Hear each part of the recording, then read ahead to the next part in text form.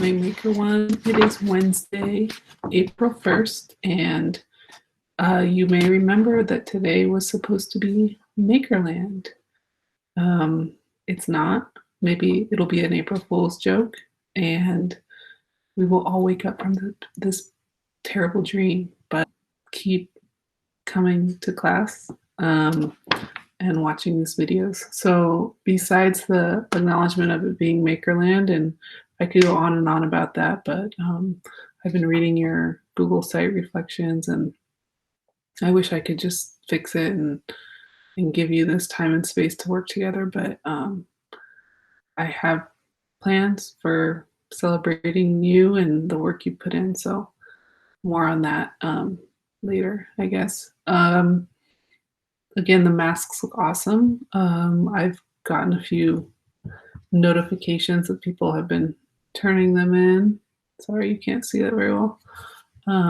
But really cool to see. I can totally tell who made what sometimes without even looking at the name. So really nice to see. And I hope that you guys, when we do have a Padlet, because that's the easiest method of seeing other people's work at a glance, is that I hope you spend some time clicking on them and looking at what other people make, and leave a comment too. Have fun today with your workshop. I can't wait to see what you create. It's part 1 of 2. So the first part's mostly illustration and studying your sample. So have fun. I will see you later. Bye.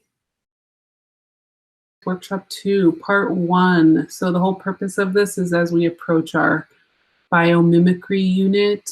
I've called it the biodesign unit in prior messaging, but for keep it simple, we're going to just call biomimicry, and we are going to get into the meat of what you will be doing during this unit a little later. Okay, so but right now I just wanted to have you do another workshop to kind of get you used to some practices. So you're going to push yourself today to look closer at the complex parts and structure of a leaf or plant of your choice. You're going to use illustration to record your observations. And you are going to take and upload 3 photos to the Padlet that is linked all over the place. It's going to be a photo of your original sample, so something simple like this, and a photo of the dissected sample. I got a little artsy with this photo. You can do the same, or you can just do it on a plain black or white background. And then you're going to do a little illustration of those parts and your notes. And I'm going to go over that in the video, okay? So one note about photos is I really want you to get in the habit of taking overhead photos, unless I indicate otherwise. So an overhead photo is, depending on your height, you might have to stand on a stool or a chair. So that is a photo directly overhead. Same thing here. And the backgrounds, really keep it simple. White or black, I prefer, or a natural colors. Hi guys, so for this workshop you want to pick a plant, a piece of a plant or a leaf. I think a leaf is the easiest sample you can get, either from around your house or down the street. Hopefully you don't have to walk too far. So I chose a lemon leaf from my backyard. So after you get it inside, you want to dissect it into 3 parts that follow the natural anatomy of your sample. And you want to take a photo of the original and the dissected leaf. And then you want to start sketching. So I am drawing it a little larger here, and what you really want to do, and what is the purpose of this workshop, is to really study the sample in front of you and take a really closer look at how it's put together.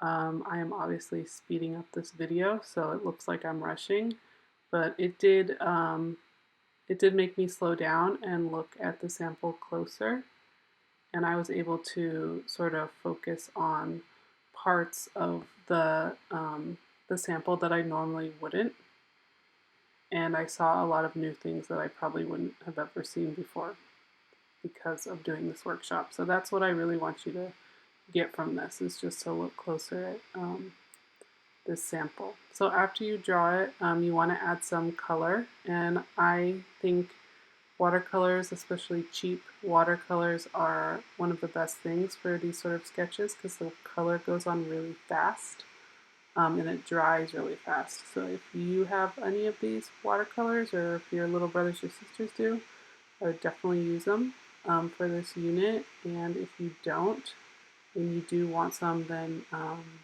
make sure you indicate that on the form that is attached to this one pager, okay?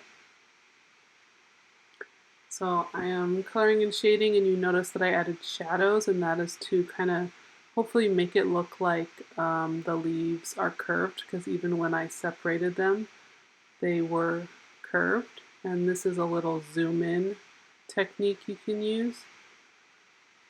I did not have a ruler at my house, or I couldn't find one, which was pretty weird, but I did have I remembered I had a ruler app, which is actually really helpful and really accurate.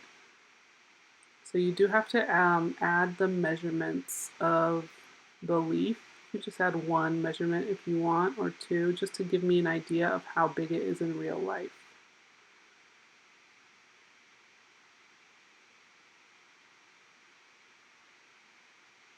I think if you just look up ruler app, you can find it, and it works on your phone too.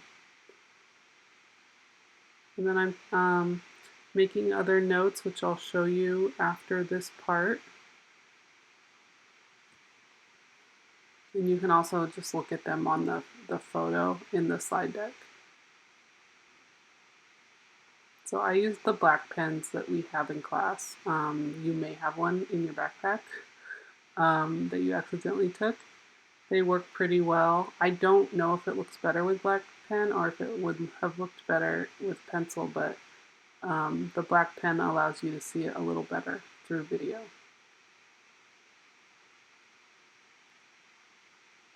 Okay, and then there's the finished sketch. So this took me about 20-ish minutes to do.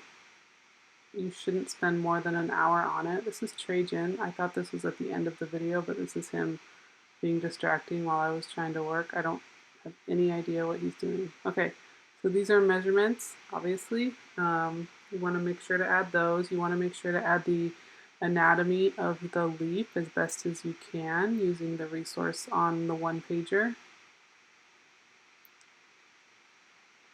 And this is just to get you a little deeper understanding of what you're looking at. And it's nice to know these terms. You want to make sure you add a description of what it looks like, where you got the sample, that is important. And then you want to add any other notes that you think of in terms of smell, texture, color. Okay, so that's it, and I look forward to seeing your work.